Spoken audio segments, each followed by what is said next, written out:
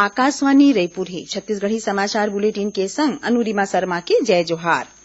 मुख्यमंत्री भूपेश बघेल आज मासिक रेडियो कार्यक्रम लोकवाणी के तीसर कड़ी में प्रदेशवासी मन ले छत्तीसगढ़ ला कुपोषण ले दुरिहाए और स्वस्थ राखे के आह्वान करीन। मुख्यमंत्री कहीन कि सुपोषण अभियान लइका मन ला कुपोषण के दुरिहाए के संगे गर्भवती और लइकोरी महतारी मन बर फायदामंद रही। ओमन कहीन कि प्रदेश में सुघ्घर स्वास्थ्य सहूलियत दे खातिर विशेष प्रयास होवत है। एखर बर करीबन 1000 डॉक्टर और 1200 स्वास्थ्य कार्यकर्ता मन के पद पर भर्ती के काम जल्दी शुरू होही। लोकवाणी में मुख्यमंत्री कहीन कि छत्तीसगढ़ की आनी बानी के लोक संस्कृति देश दुनिया में प्रसिद्ध है। अवैया 27, 28 और 29 दिसंबर के राजधानी रायपुर में राष्ट्रीय आदिवासी नृत्य महोत्सव होही। उहे ओमन कहीन कि शरद पूर्णिमा के मौका में रामधुनी कार्यक्रम ले लोगन में उत्साह बाढ़ी। संगे ओमन गोवर्धन पूजा ला गौठान दिवस के मनाए के बाद घलो कहीन। मुख्यमंत्री यहू कहीन कि तिहार बार ला पारिवारिक हंसी खुशी वाले बनाए के संगे पटाखा जलाए ले होवैया प्रदूषण ले अपन गांव गवई शहर और परिवार ला घलो बचावें। मुख्यमंत्री कहीन कि महात्मा गांधी की 150वां जयंती मौका में प्रदेश भर में सार्वभौम पीडीएस और मुख्यमंत्री वार्ड कार्यालय योजना शुरू करेगे है। 46वां जवाहरलाल नेहरू विज्ञान गणित और पर्यावरण प्रदर्शनी अवैया 15 ले 20 अक्टूबर तक राजधानी रायपुर में राखेगे है। राज्यपाल अनुसुईया उइके 15 अक्टूबर के ए प्रदर्शनी के उद्घाटन करही। स्कूल शिक्षा मंत्री डॉक्टर प्रेम साय सिंह टेकाम काली रायपुर में एक पत्रकार वार्ता में ए जानकारी दीन। ओमन बताइन कि लइका मन में गणित और विज्ञान ले कोनो भी समस्या ले सुलझाए बर सुघ्घर समझ और नवाचार के अलख जगाए खातिर ये प्रदर्शनी राखे जात है। छत्तीसगढ़ के स्कूल शिक्षा विभाग और राष्ट्रीय शैक्षिक अनुसंधान और प्रशिक्षण परिषद एनसीईआरटी नई दिल्ली डहार ले आयोजित होवैया ये प्रदर्शनी ला राज्य शैक्षिक अनुसंधान और प्रशिक्षण परिषद SCERT Raipur BTI ground Shankar Nagar में आयोजित करत है। एमा प्रदेश के नरवा गरवा घुरुआ और बारी योजनाओं पर आधारित मॉडल घलो रही। उन्हें जैविक खेती स्वच्छता और कई ठिन आने विषय वाले मॉडल घलो लइका मन एमा देखी।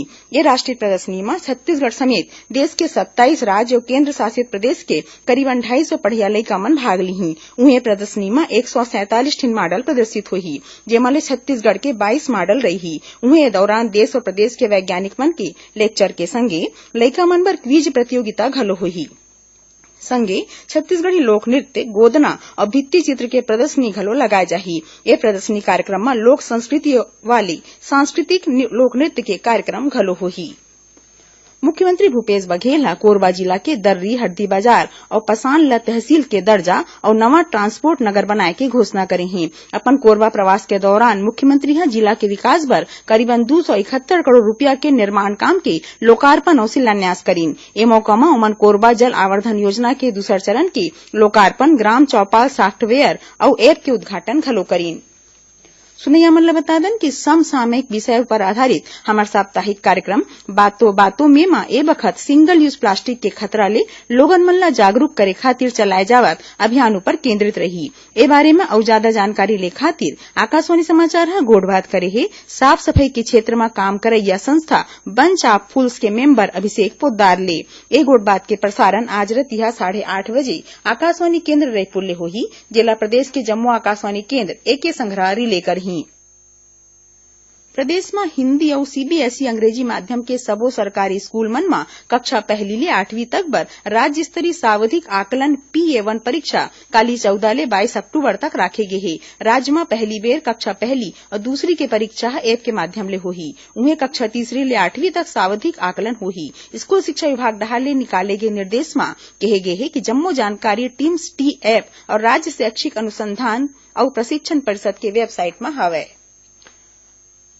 भारतीय वायुसेना डहार ले धमतरी जिला में आज ले 19 अक्टूबर तक भर्ती रैली के आयोजन करे जावत है। स्थानीय बाबू पंडरीराव कृदत्त इंडोर स्टेडियम में बिहनिया 5 बजे ले यह शुरू हुई।